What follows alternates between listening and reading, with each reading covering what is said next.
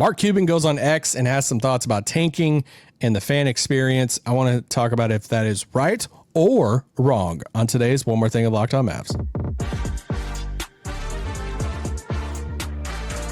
You are locked on the Dallas Mavericks. This is one of your hosts, Isaac Harris, covering the Mavs for the last 10 years alongside my good friend, Nick Angstead. And today I'm talking about Mark Cuban on X, having some thoughts about tanking and, gosh, there's so much different things. I mean, it applies to the NBA in general for the most part, but also there's some Mavs stuff in there too. And I'm not going to read everything word for word of what Cuban put, because honestly, I copy and pasted all of it into a Word doc, and it's like 3 pages long. So I'm like, well, I can't read that. So shout out to his thumbs today, who typed out all those things, all that stuff on his phone. But there were a few takeaways that I wanted to go through, and some of it I agreed with, some of it I don't agree with. And so I kind of want to talk through, because I resonated with some of this. So one of the biggest takeaway I think from this is, hey, Mark Cuban says embrace the tank. All right. And I think that's the biggest headline with this. And his whole thing with embracing the tank is like, hey, this isn't the biggest issue. This isn't, I mean, he even says tanking isn't the issue. The issue is the fan experience. And I'll read this part of it. He says, few can remember the score from the last game they went to or they saw. They can't remember the dunks or the shots. What they remember is who they were there with, their family, friends, a date. That's what makes the experience special. He goes on. The NBA should worry more about the fan experience than tanking. It should worry more about pricing fans out of games than tanking. You know who cares least about tanking? A parent who can't afford to bring their 3 kids to a game and buy their kids a jersey of their favorite player. Tanking isn't the issue. Affordability and quality of a game presentation are. A lot of truth to this. And I want to speak on the, hey, a huge issue right now is fans getting priced out. Massive. Because I was one of these people, like growing up, I've talked about this before, but I'm from a small town in Kentucky. The closest NBA team to me was the Indiana Pacers, 6 hours away. So for me to go, I went to one NBA game a year as a kid, and it was a whole thing. Like, we saved up money to go. We had to make a weekend trip out of it, get a hotel in Indianapolis, try to time it perfectly with some teams coming in, make sure the players are actually going to play, which back then it felt like they played more often. So it wasn't just a Russian roulette on that of like, oh, who's going to play right now? Is Reggie Miller playing? Is Rick Smits seen in the lineup tonight? So that's what, for me, and it was like, hey, there's so much, financial part of it. I was like saving up money for it. Well, what type of seats are we going to be able to get? And prices have skyrocketed so much in some of these arenas and marketplaces that, yeah, taking your kids to a game, and let's just say you want to get popcorn and concessions, and, oh, okay, well, this is your one game a year and your kid wants a jersey. He was like, I want a Cooper Flagg jersey. I used to have a Luka one. And all of a sudden, your whole experience of taking your family of multiple kids to a game and having fun, and you're like, am I about to spend $1,000? Like, I mean, that's being lenient depending on like where you're setting. Like, and that's the stuff the NBA does have to figure out. There's some in-game presentation stuff that they can fix. But where I disagree with Mark is, I don't think it has to be either or. I mean, he says tanking isn't the issue. The affordability and quality of the game presentation are. I think both can be an issue, because I do think there are a lot of fans that are listening to this that are like, hey, I spend the money to go to games. I spend the money on Mavs TV and to check in for every one of these games. I would love, if I'm going to spend the time, the energy, and the money to follow a team and be a fan of the team, I would love to know that this team is trying to win games, that there's not a purposeful thing or agenda out there of like, man, we just want to lose all these games because there's this hope for this draft pick at the end of the year. And so I think tanking is an issue, but I also think it's an issue of like where families, the affordability for families right now. I mean, you look at the Warriors situation, and they've been in this new arena there, the Chase Center, for a while now in San Francisco. But a lot of people compare it to those early days in Oracle and Oakland. And it was like, man, that arena environment was so much fun. It was those up and coming Warriors teams. And that was, I mean, it was just off the charts. They get this new arena. They're really good for years and years and years. And now a lot of those fans are priced out. And now you have all, so many business people that, you go to a Mavs game right now and, how many rows do you have to go up from the floor that you're like, hey, do you even care about basketball? Like, or is this just like a business trip with a potential partner that you're just bringing to the game, or you're on a date, or like, and that's the type of stuff that I wish we could figure out at some point. Another thing that he talks about is roster building. So he says this in one of his tweets. He says, the one way to get closer to that is via the draft. He said trades, cap room, you have a better chance at improving via all three when you tank. When he talks about getting closer is getting closer to winning a championship, and how when you tank, you achieve all three of those things, or like via all three of those things. He says the second apron / the new NBA has blanked up team building with vets. Let's just say messed up team building with vets. In the past, you could have a couple 35% max players, and if one declined for any reason, the tax wasn't onerous and there were no draft, trade, or apron considerations. It's the only way to really improve your team since you are at or near the second apron is through tanking. He says, which means there is a huge premium on the great players and their rookie deals. And the way to get those great players on the rookie deals is to tank and hope the lottery gods are on your side. So much validity to that. That's something that no one's talking about very much right now. Everyone's talking about how to fix tanking, how to fix teams that are just shooting for getting that guy on the next young rookie. It's not just about, hey, well, we want the next young star on our team for the next decade. That's the smartest financial move, because so many teams are so capped on what they can spend, whether depending on what apron there is. Like, those players on these rookie contracts are super valuable. Like, you look at a guy like Cooper Flagg, who is making the money that he's making right now, but having the impact that he's having right now. And Mark goes on this whole big thing about why and how rookies are more impactful now than in the past, and how things are different because of college basketball and training stuff and all that. So you get a guy like Cooper on this like super cheap deal because he's a rookie. I mean, that's a gold mine for roster building. Like, Dallas could go out if they wanted to this upcoming summer and say, all right, we have, heck, they had Anthony Davis. They could afford Anthony Davis and a Kyrie Irving and a Cooper Flagg if they wanted to, or like, and that's a big three, and no one could do a big three, but the only way you could do a big three is because you have Cooper Flagg, that type of player on a rookie contract. So that is a huge part of the tanking thing, that if they fix some of the apron stuff, would that help fix some of the value? I don't know. And I don't know if that's right or not. I'm just, that's what Cuban is saying here.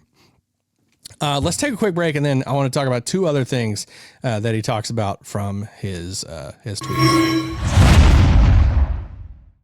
This podcast is brought to you by our friends over at FanDuel. Guys, ever wanted to experience the NBA Finals live and in person? FanDuel is giving you the chance to turn that dream into a reality with NBA sweepstakes. Here's how it works. Use your profit boost on the NBA future, and you'll automatically be entered for a shot to win an NBA Finals trip or two. That's right. Flights, tickets, the whole experience. If you're already looking at the board and thinking about which team can make a deep run, this is the perfect time to lock in. Visit FanDuel.com to get started. Use your profit boost on the NBA future and get entered for your chance to win a trip to the NBA Finals. Play your game with FanDuel, the official sports betting partner of the NBA. This podcast is also brought to you by our friends over at Quo.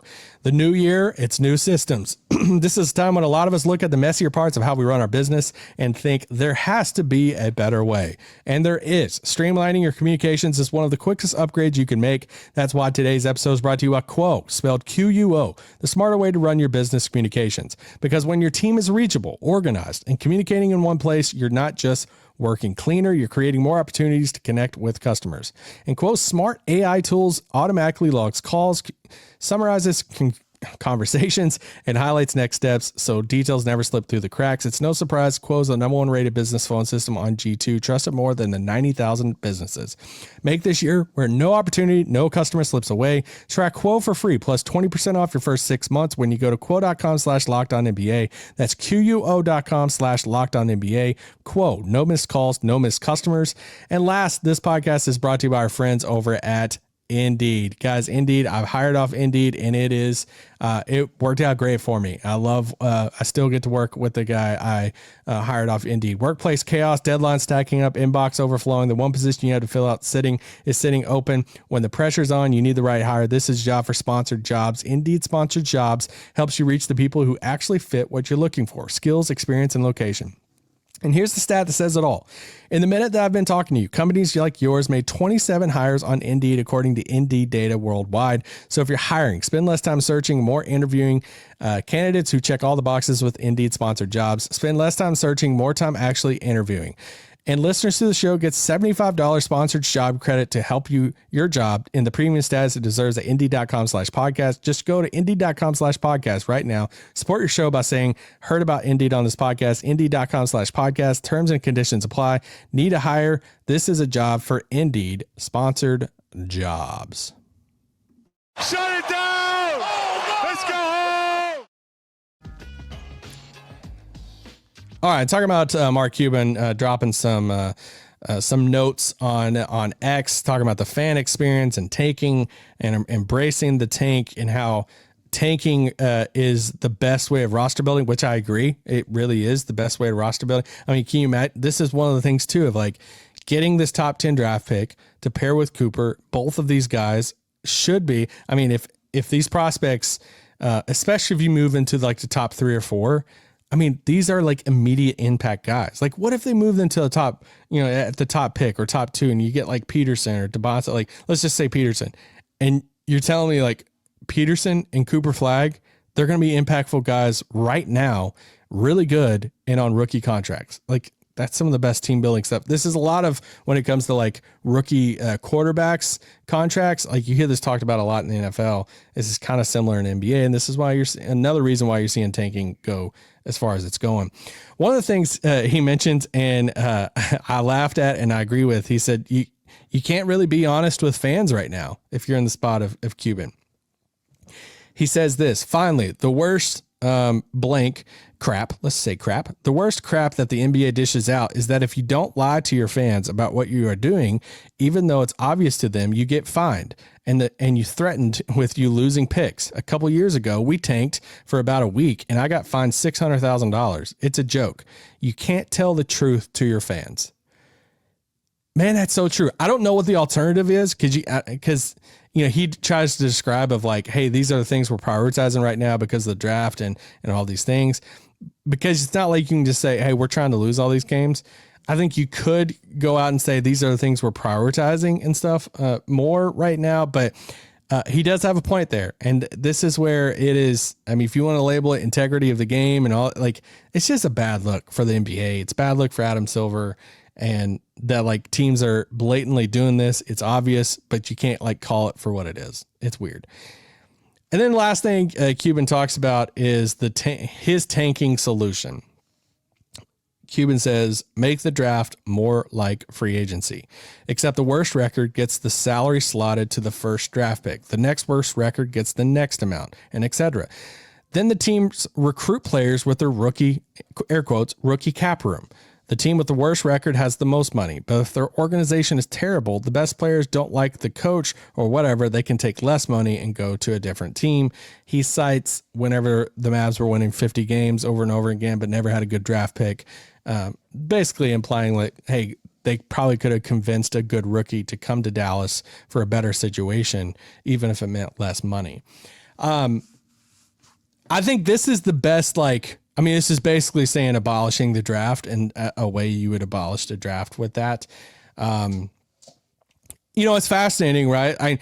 I think the only thing that's different with that compared to nowadays, I think if you went back like 20 years, I think that method right there would have a lot of weight. I think because he said he brought that up a long time ago and they said like it got quickly shot down. I think in today's world, I mean, unless that rookie number is just astronomical different of like pick 1 to like pick like 12 or something like that.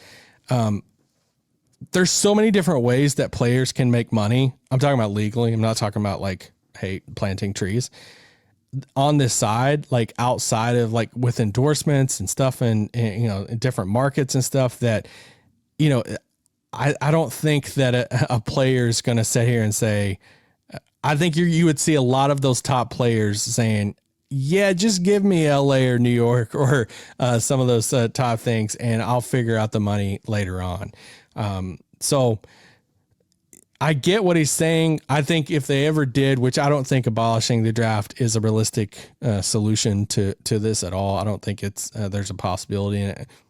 Prove me wrong in that. I just don't think it's something the NBA is even going to entertain with it. I think it could be a last option type of thing, but I think that they'll tinker with some stuff or throw out some other, whether it's, limiting the amount of times you can pick in a top 3 or top 5 in consecutive years, or, making the protections just like lottery protected, or, there's different freezing the odds halfway through the season type of thing. I think they'll try a few of those things before they just say, hey, there's no draft altogether. I think there's some really dangerous paths the league can go down if you just abolish the draft, and that scares me.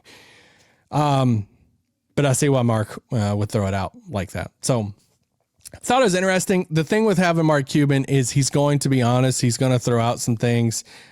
He's going to give his take on tanking and stuff. I get what he's trying to go for of like, hey, there's bigger issues than tanking. I think you can say, hey, there are some big issues still in the NBA that they got to figure out. But I think you can also say at the same time, tanking is an issue too. So there's some response walking through what Cuban had to say on X, and we'll be back with some more content later on. Peace out. Boom.